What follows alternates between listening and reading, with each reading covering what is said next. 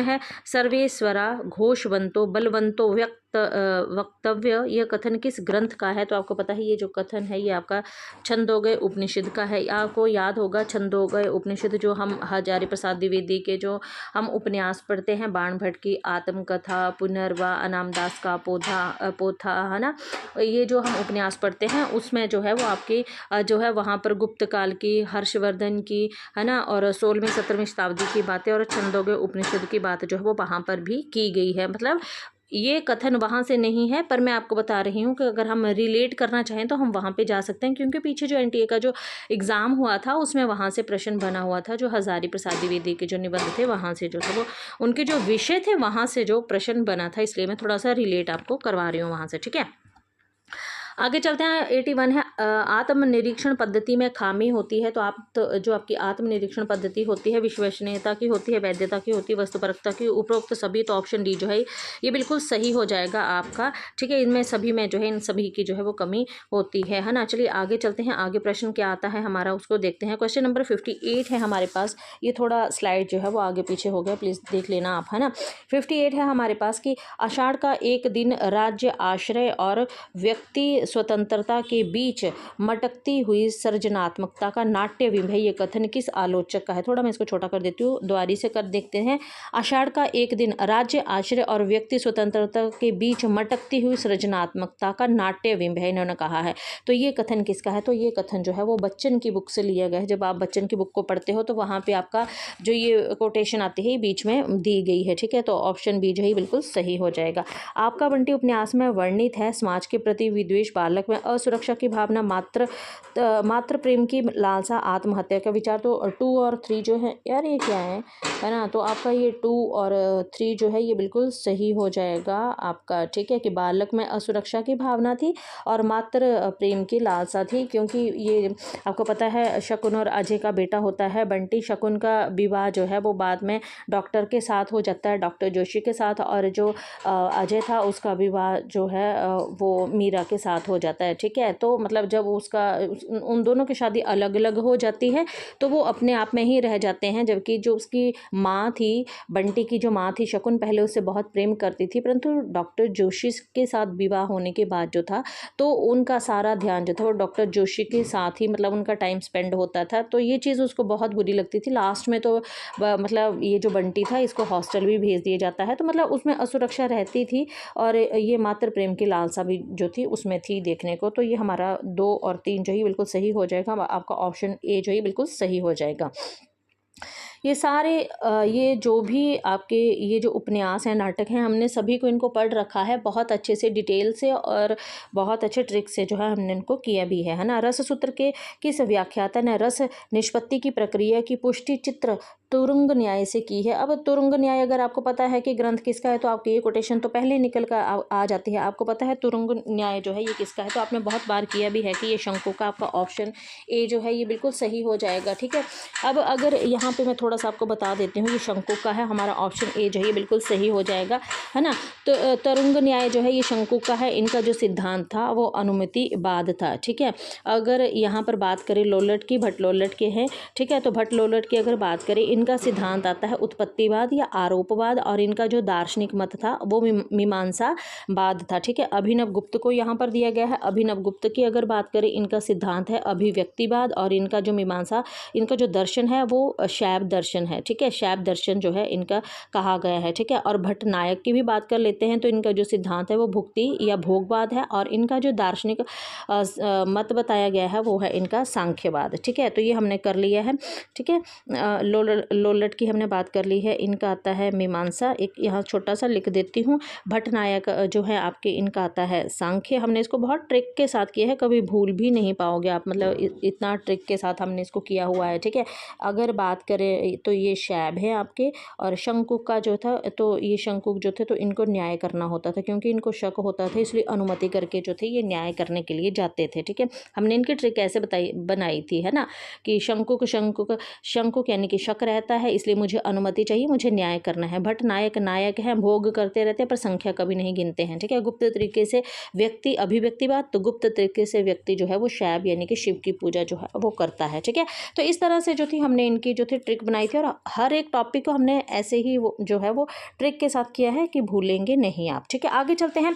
बचपन की स्मृतियों के लेखक हैं, बचपन की स्मृतियों के लेखक कौन है? तो आपका ये ऑप्शन डी जो है राहुल सांस्कृत्यायन, ये बिल्कुल सही हो जाएगा। एकलव्य का जो एग्ज़ाम आया था पीजीटी का, उसमें ये प्रश्न जो था वो पूछा गया था, ठीक है। तो इंपॉर्टेंट आपके राहुल सांस्कृत्यायन, ठीक है। वैसे तो ये सभी इंपॉर्टेंट हैं, पर ये इनकी जो बचपन की स्मृतियाँ हैं ये इंपॉर्टेंट है।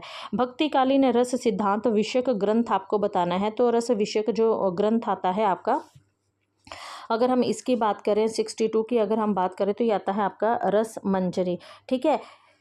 अब रस मंजरी की बात करें तो ये आता है आपका रस मंजरी, ये चिंतामणि का है।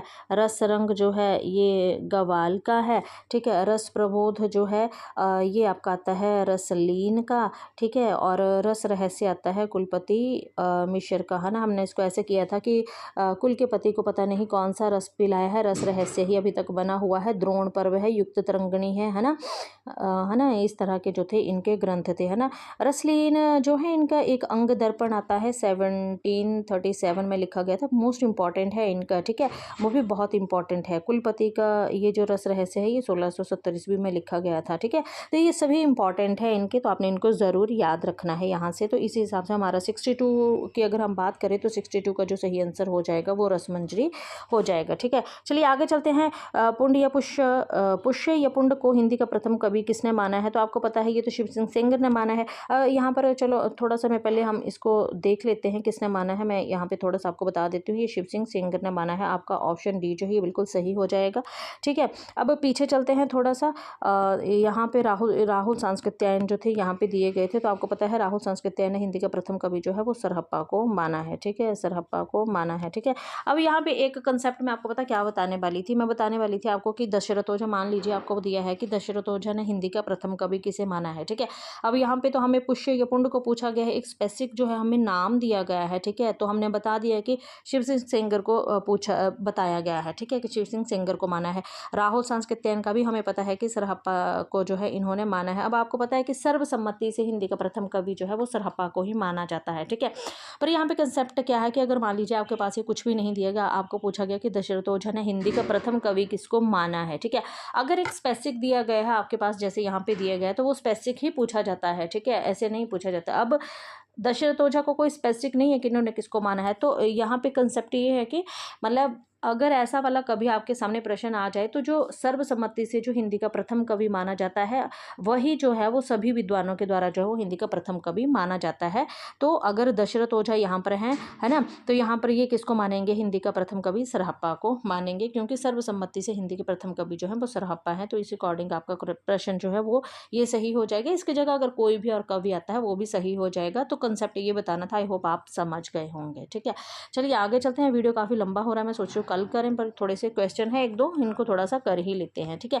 अष्टाध्यायी कौन के रचनाकार कौन है? तो अष्टाध्यायी जो है ये आपकी पाणिनि की, आपका ऑप्शन बी जो है ये बिल्कुल सही हो जाएगा। आगे प्रश्न नंबर 65 है, बीणा पाणी में समास कौन सा है? तो आपका ऑप्शन बीणा पाणी जो है ऑप्शन ए जो है बिल्कुल सही हो जाएगा। बहुव्रीहि समास है, क्योंकि इसमें जो है वो तीसरा ही जो अंग होता है वो जो है वो प्रधान रहता है। जैसे बीणा पाणिनि यानी कि माँ सरस्वती की बात जो है, सरस्वती की बात जो है यहाँ पर की गई है। लंबोदर यानी कि भगवान गणेश की बात की गई है, ठीक है। जलज यानी कि कमल की बात की गई है, ठीक है। तो मतलब जहाँ पर जो है वो तीसरा ही जो है वो पर्सन जो होता है प्रधान रहता है, ठीक है। कर्मधारय की भी बात कर लेती हैं, जहाँ पर जो है विशेषण और विशेष्य की बात जो है वो की जाती है, ठीक है। अब इसका अगर मैं आपको बताऊं, मतलब मैं यहाँ पे लिख भी देती हूँ छोटा सा। विशेषण मतलब लिखूंगी, थोड़ा टाइम लग जाएगा। विशेषण और विशेष्य की यहाँ पर जो है वो बात की जाती है। जैसे मान लीजिए नील कमल, है ना, तो नील कमल क्या हुआ? तो नील क्या हुआ? विशेषण हो गया, और कमल क्या हुआ? विशेष्य हो गया, ठीक है। कि कमल जो है वो नील मतलब नीला है ना, तो इसकी क्या बताई गई है? विशेषता जो है वो बताई गई है। अव्ययी भाव की अगर बात करें तो इसमें जो होता है वो पहला पद प्रधान रहता है। जैसे आजीवन हो गया, भर पेट यानी कि भर प्लस पेट है ना, आजीवन आ प्लस जीवन है ना, यथा संभव, यथा प्लस संभव है ना, तो मतलब पहला जो पद होगा वो प्रधान रहेगा।